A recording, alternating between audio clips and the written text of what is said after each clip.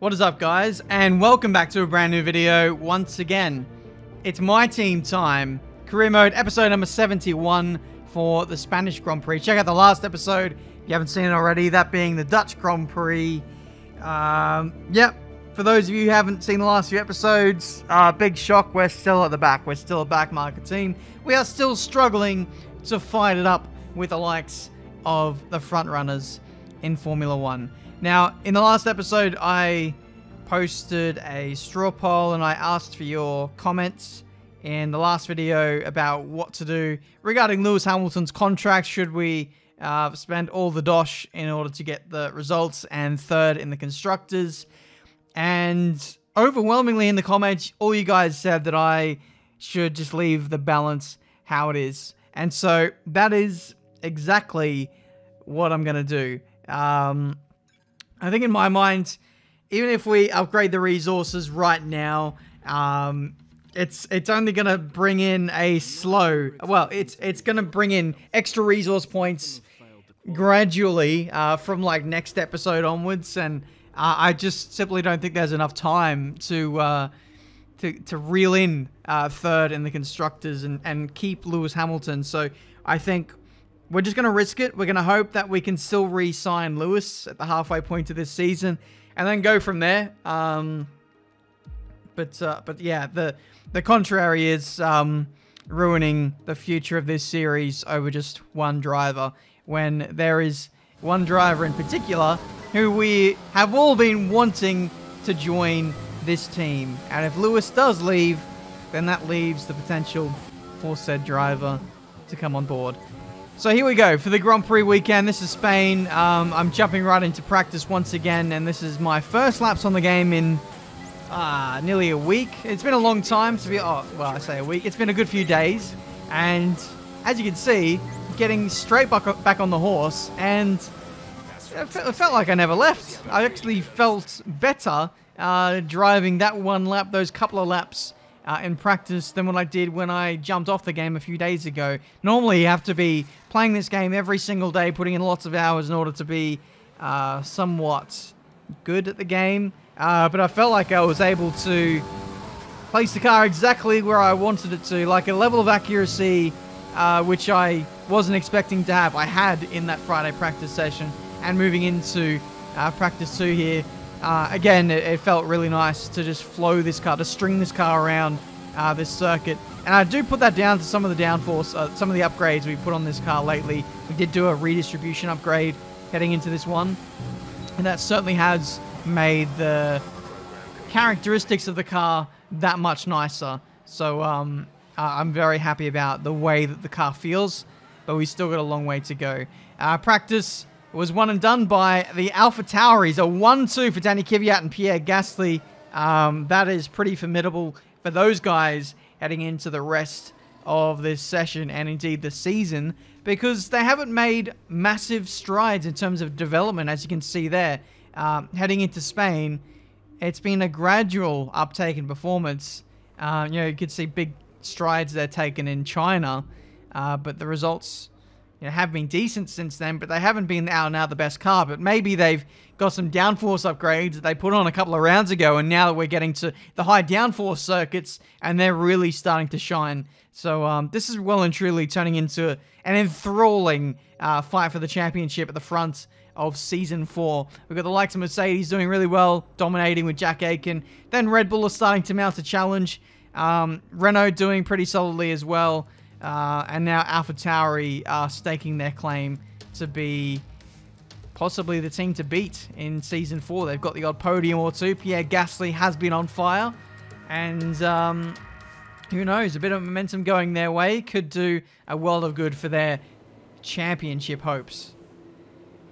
Though we'll see as we get into qualifying now. So practice is one thing, qualifying is another. Let's see if the AlphaTauris have the dominance here in the sessions that matter in this Spanish Grand Prix. So off we go for qualifying. This is Q1, and we're out there on a set of soft compound tyres, still running the same setup we ran with in practice, but the car feels a bit different compared to the opening day of running for this weekend. The car all of a sudden feels that much more unstable, a bit nervous, I've got to say, through a lot of the high-speed corners.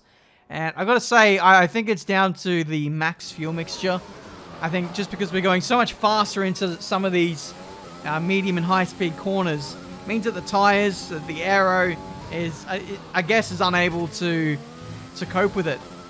Running 4.8 wings, which I'd say is pretty much on the aggressive side. As you can see, that's a big boy spin, which was probably coming. I did do a second run on an old set of soft compound tires, and like I said, I was on the limit. Like, the car was on the limit in this qualifying session, and I had to hold back through some of the higher speed corners, which was annoying. But now we move into the final run in Q1, and I've lowered the front wing. So I've gone from 4.8 to 3.8 now, in the hopes that I can push a little bit more through these corners in particular. Turn 9 here being the most troublesome one. This is where, yeah, even still there, I was a bit sketchy. In Friday practice, I was absolutely fine. I could pretty much go flat out and not really hold back through there. Because the cornering speeds, the apex speeds, are so much higher in qualifying, of course, the track being more gripped up and having the extra toys of an engine mode to play with means that for whatever reason the car can't cope with those loads. And so if I had my time again, I'd probably increase the rear aero to like 9 or 10 in order to deal with those loads. But unfortunately, car felt great in practice, even on the softs, but chuck it in qualifying and it's kind of all over the place. So it's a bit worrying, it's a bit concerning. That does kind of explain why we have at times been a bit crap in terms of qualifying. Yes, the quali sim time glitch has been a thing, but also we've got our own setup issues to deal with. Hopefully as we get to the race, because the speeds are so much lower, we're carrying a lot of fuel, this won't be an issue in terms of, you know, losing the back end through high-speed corners. We're going to go back to 4.8 wings, and we'll hopefully be that much more competitive. So we've learned a lot, but we really could have done with that setup change earlier. The Spanish Grand Prix has been a permanent fixture on the Formula One calendar for over 30 years now, and for good reason. Do you remember Michael Schumacher's absolute dominance here in that rain-soaked Grand Prix in 1996?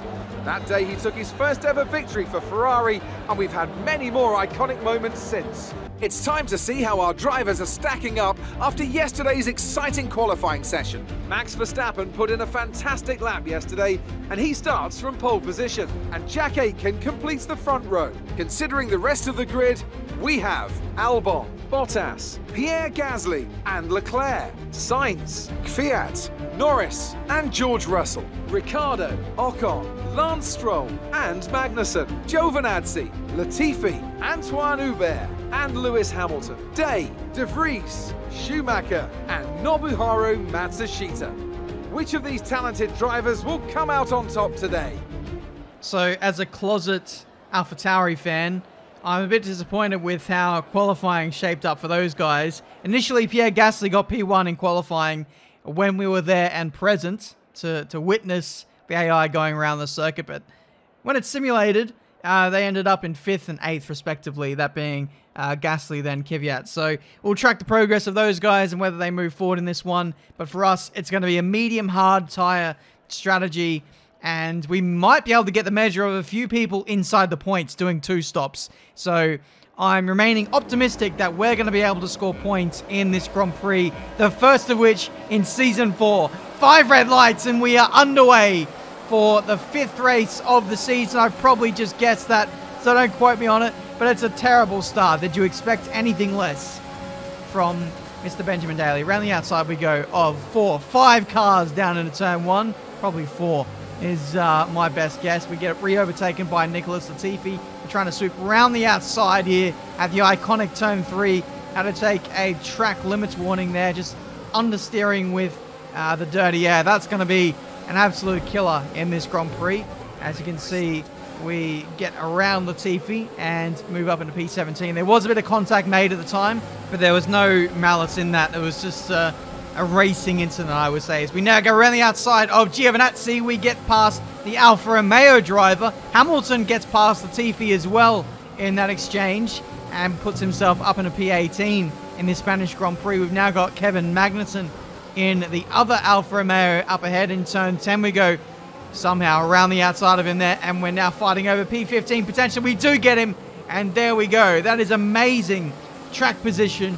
We've clawed back after what was a pretty shocking start off the line of the Spanish Grand Prix. DRS has now been enabled as we now settle into the race proper, but this is the probably most lonely part of the race, and tell you what, who's going to be lonely now as Jack Aiken. He's got himself a lonely old date with the press pen.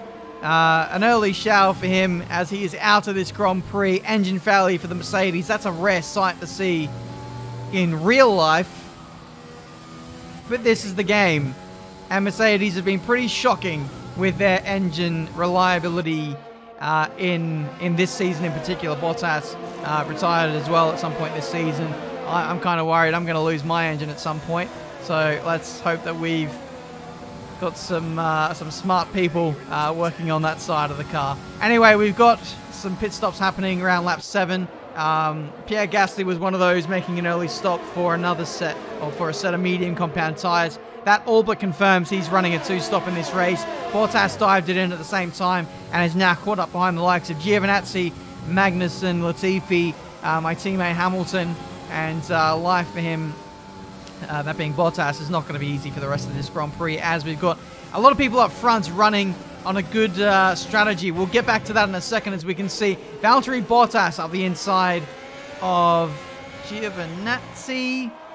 Could be Magnussen. I'd say it's probably both of them at this point, as we're updating the running order. You can see up front everyone who was on medium compound tyres. Ricciardo, Alexander Albon, and Max Verstappen. Lance Stroll and the Racing Point. That's a lot of fast cars on the harder compound tyre and are running very deep into this race, switching to hards, doing a 1-stop. Whereas we've got Bottas in the fastest car, arguably, doing 1 extra stop and having to fight his way through the traffic, which is not easy around here in Catalunya. We know how much the dirty air has a part to play in the overtaking around here. But the pit window is now open. We'll be boxing for hards at the end of this lap, potentially. For the time being, I'm going to try and hold Bottas at bay. As you can see, had a bit of a swapper there between turns 1 and 2, now through 3. And I'm boosting quite a bit in top gear to keep Bottas away from lunging into turn 4 here, which we do manage to avoid. But I'm just looking to run my own race, to not get held up, because I am fighting with the likes of, you know, the people at the back end of the top 10. I'm trying to fight for points. And if I... Really? Really? Bottas just yeets me off the circuit. Oh my goodness. So I was just taking my racing line, moving back over to the right. There wasn't an overlap, and Bottas with his fresher tyres, much faster car, forgets that there's an F1 car in front of him and just brakes at his normal aggressive braking point, and yeets me off the circuit, which is absolutely phenomenal. He doesn't even have front wing damage as well to go with that. This is sim damage. There's been a lot of times... Oh, he doesn't even have a penalty either. Just a warning. Just a slap on the wrist from the FIA. Nice to see. So we get back underway with the race. Green flag running, no safety car or what have you. Bottas has got away with murder, it seems, in this Grand Prix. No front wing damage. No penalty. No nothing. But there are plenty of times where I've, got away with, clean front wings, when really many times I should have had damage, but I guess it comes and it goes. What goes around comes around, is what I'm trying to say. We let Pierre Gasly go through. I was being pretty nice to him there. Well, A, because I'm a closet fanboy, and B, because I want to see him catch up to Valtteri Bottas and give him some karma in this race. So we'll see how that pans out, but in the last 60 seconds of seeing a lot of the medium compound runners make their stops, both the Red Bulls and the likes of Ocon, Ricciardo, etc., the McLarens are now in, and I'm getting a penalty for track limits. That's my third warning of the race. Would you believe I got a warning for running wide with dirty air there. I got a warning for getting hit off by Bottas. I got a track limits warning for getting hit off by Bottas. Go back and you'll see. And then on the first lap, I also got a warning for running wide in the dirty air. And I only marginally went off there as well. So arguably, you could say all three of my warnings were not really fair. I didn't gain any advantage from any of them, yet I'm the only person in this field with a penalty. That's how my race is going. But anyway, onto the hard compound tyres. We stayed out one lap longer than Lewis Hamilton. He's just a few seconds up the road, so I guess my target now for the rest of this race is to A, get ahead of Latifi out of the pit lane, which we do, but B, to catch up to Hamilton, give him a hard time, and see if we can at least stay ahead of him in the teammate rivalry, I suppose. We have, for the most part, had the measure on Lewis in most of the races, but I've got to say we've been very lucky for a lot of them. We've been making up a lot of positions on lap 1. Lewis has been stuck in traffic, and he's had a relatively quiet season. But you know, for us, it's been quiet in a way in terms of results, but not in terms of racing. We've had a lot of high quality battles over the course of this season, and this might be another one as we emerge in front of Russell and Kvyat on the 2-stop. As you can see, I was weaving the wheel on the last lap, getting in front of them. Hopefully this means we can stay in front for the rest of the race. You've got good straight line speed, decent downforce now, but still not a great chassis. But even still, we're not able to keep the Ferrari behind us. One thing we do kind of lack is drag reduction, which we haven't even worked on yet in the aero department. We lost all of those upgrades, if you remember, with the regulation change in between seasons 3 and 4. So, you know, that's an area we haven't even touched yet. We've done a lot of other upgrading. Tire wear, we did that heading into this race, but we also did, you know, chassis stuff like weight reduction, weight redistribution heading into this episode. But, you know, there's plenty more to do. We've done aero upgrades, front and rear for the downforce. We've been adding that. But one thing we haven't touched, like I said, was drag reduction. So we are going to be a bit of a... we can be slightly slower on the straights at the back end of the straight when we really get up into top flight, but the initial acceleration that we have from this Mercedes engine is unparalleled to anyone else in the field. So as soon as we get those upgrades on, we'll be absolutely flying. But anyway, lap 21. Danny Kvyat still stuck behind us. I'm weaving all over the place, trying to break the toe, break the slipstream. Doesn't matter. That AlphaTauri is pretty slippery in a straight line with the DRS. Gets in front of us, and he's now going to set off up the road in pursuit of Russell and my teammate Lewis Hamilton. So I'm going to try and stay with these guys as much as I can, use the DRS of Kvyat up ahead, but you know, that AlphaTauri, as we know, is very, very fast, and it's going to be difficult to maintain pace with them. Meanwhile, at the front, I say at the front, this is the lower midfield. This is for P15 or something, whatever it is in this race. Hamilton getting overtaken by Russell down into the third sector. Hamilton fights back up the inside, but Russell is going to have the grip and the traction to go around the outside and secure that position. He's now going to set after, I think, one of the Alfa Romeos, probably Magnussen. But, yeah, here goes Kvyat not long after, around the outside of Hamilton. Overtakes not one, but two Marduk Motorsport cars. Max Verstappen is only a few seconds behind me, so that means we're going to get lapped in a second. So that's not great for our race. We are catching up to Hamilton, though. It seems like he's losing a bit of momentum, losing a bit of pace. Don't know what's going on with Lewis. He isn't getting the potential out of this car. Maybe he's a bit demotivated being in a slower car. Maybe he's not pushing yet because he doesn't need to. When we get to the positions that matter, maybe he'll step it up and we'll see the very best of Lewis Hamilton. But for the time being, he's not truly himself yet. Maybe he's still getting to grips with this car potentially, at least in terms of race pace. But we're now a lap down. We let Max Verstappen go on the last lap pretty efficiently, actually. We just let him go on the straight, tucked in behind, and we got DRS on the next straight, heading on to the start of lap 29. And now Hamilton lets him go. but loses a lot more time relative to us. So that's now going to bring him into attacking range for us now. There's only 3 laps to go because we're now a lap down. We've got less time to catch him, but Hamilton lost a lot of time in adhering to the blue flags. It's not very often Lewis Hamilton has to, well, when he sees a blue flag, it's normally for other people letting him go, and now he's the person letting someone else go. I think Hockenheim, back in the like 5, 6, 7, 8 years ago, Lewis Hamilton got lapped. It was in his McLaren days against Jenson Button. Maybe it was like 2012 or something. That's one rare race where I remember Lewis Hamilton having to let someone go for blue flags. Can you name another, if that's at all possible? Let me know.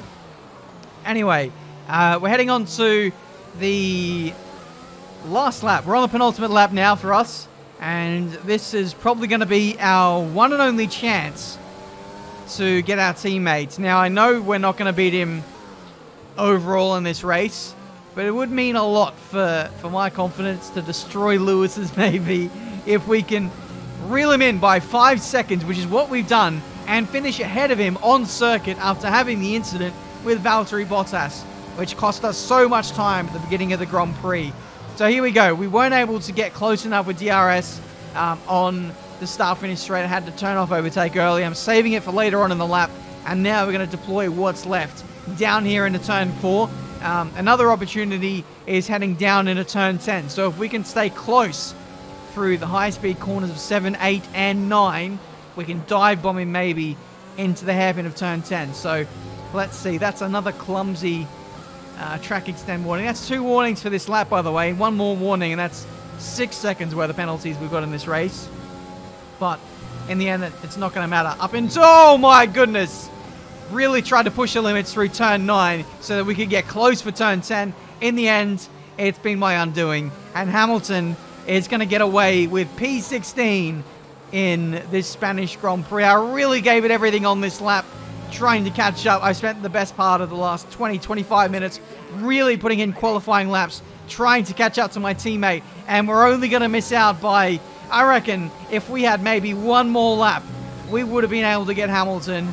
But in the end, he maintains the ascendancy at Marduk Motorsports. About time he got a result over us. Another Spanish Grand Prix is over, and what a special race it was. Tell me, Ant, how do you think they were able to deliver such an incredible result today? I feel like consistency was probably the key today. There's being quick, and then there's being quick lap after lap after lap. If you can do that, you can capitalise on other people's errors without making many of your own. And that's an approach that can push you a long way up the field. Red Bull are our winners today after showcasing some incredible driving. There's been a huge push from them lately to stay competitive with the other teams, and they're certainly proving themselves. So there we go then. It is a dominant performance for Red Bull, the Red Bull family. It was not the team that I was expecting after the results of Friday practice.